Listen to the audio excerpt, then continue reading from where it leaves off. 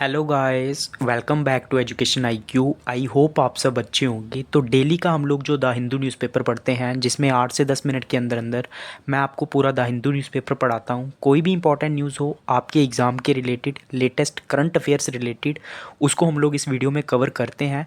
और जो भी न्यूज़ के साथ जो भी इंपॉर्टेंट टर्म्स रहती हैं, ऑर्गेनाइजेशन रहती हैं, वो भी मैं आपके लिए कवर करता हूँ। तो रेगुलरली इन सेशंस को देखो। डेली मंडे टू सैटरडे शाम को 7 बजे मेरा वीडियो आएगा। तो रेगुलरली इन वीडियोस को देखो। आपके करंट अफेयर्स, आपका नॉलेज जो है वो काफ़ी इंप्रूव होगा। और वीडियो भी छोटा सा होगा, 8 से 10 मिनट का, जिसमें इंपॉर्टेंट न्यूज़ जो है वो मैं आपके लिए कवर करूँगा।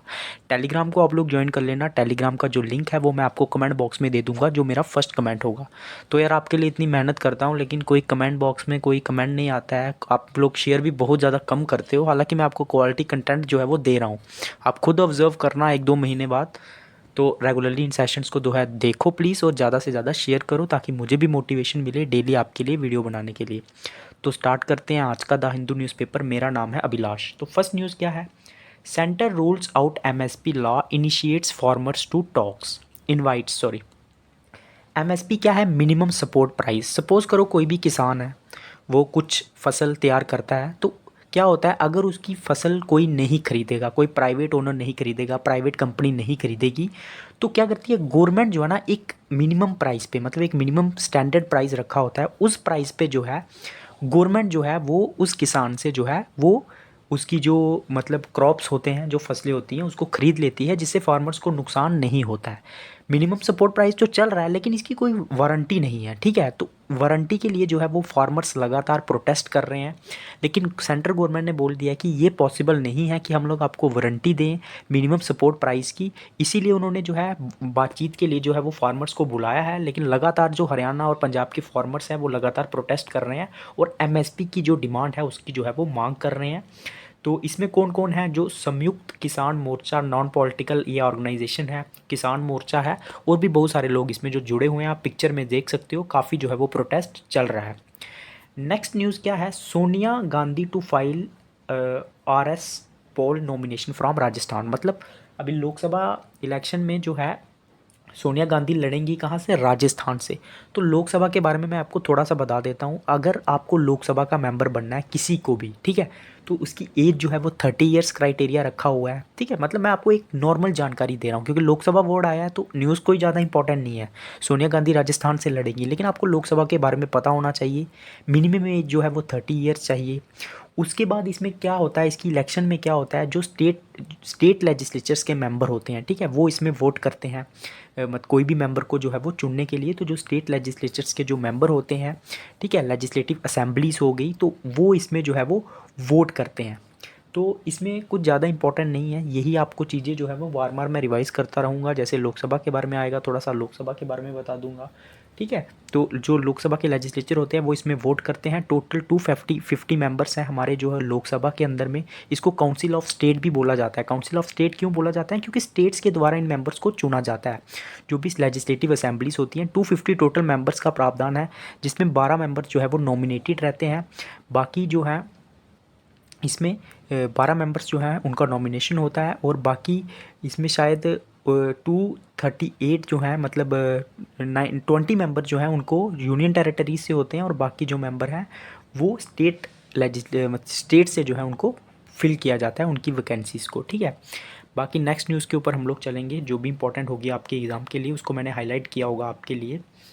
तो हाँ, high court sets aside prohibitory order in संदेश कली केस। संदेश कली केस के बारे में आपने सुना होगा।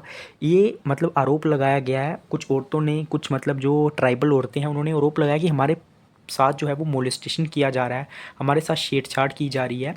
तो ये कौन कर रहा है? जो लोकल तृणमूल कांग्रेस लीडर्स हैं, ममता बनर्जी के। हालांकि पॉलिटिकल न्यूज़ है, लेकिन मैं आपको थोड़ा सा बता देता हूँ कि संदेश कली में क्या चल रहा है।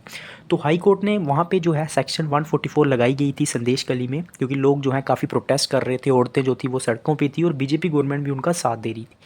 तो उस चीज़ को जो है मतलब सही नहीं ठहराया है। सुप्रीम कोर्ट ने बोला है कि ये सही नहीं है, जो वहाँ पे धारा लगाई गई है। और उन्होंने जो है एक बेंच सेट किया है, और वो सीओ मोटो आपको पता होना चाहिए, मतलब अपनी मर्जी से वो क्या कर रही है, जांच कर रही है इस मामले की। और एक जो है उन्होंने कमेटी भी सेट की है, एक बेंच सेट किया है सेक्सुअल असल्ट ऑन वुमेन को देखने के लिए।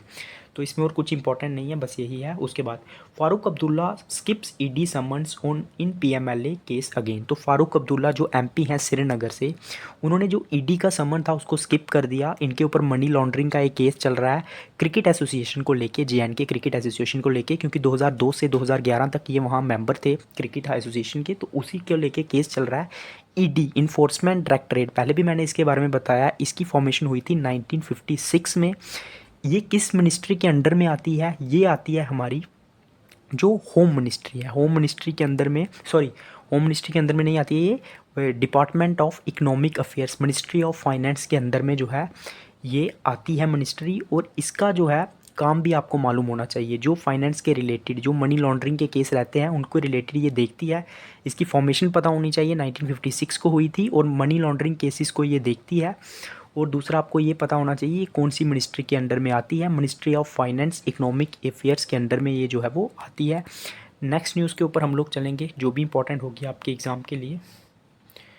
तो ये सब पॉलिटिकल न्यूज़ है। कहाँ पे क्या हुआ? Ranjan Gogoi receives Assam Vaibhav award. तो जो रंजन गोगोई हैं, आपने सुना होगा, फॉर्मर चीफ जस्टिस रहे हैं ये इंडिया के, इनको असम वैभव अवार्ड दिया गया। ये असम का हाईएस्ट सिविलियन अवार्ड है। ठीक है, इसमें और कुछ ज़्यादा इंपॉर्टेंट नहीं है, एग्ज़ाम में आएगा तो आप लोग लिख पाएंगे। नेक्स्ट न्यूज़ के ऊपर हम लोग चलेंगे जो भी इंपॉर्टेंट होगी आपके एग्ज़ाम के लिए। तो ये सब पॉलिटिकल न्यूज़ है जो मैं आपके लिए कवर कर चुका हूँ। उसके बाद क्या है? India UAE relation serve as model for the world Modi.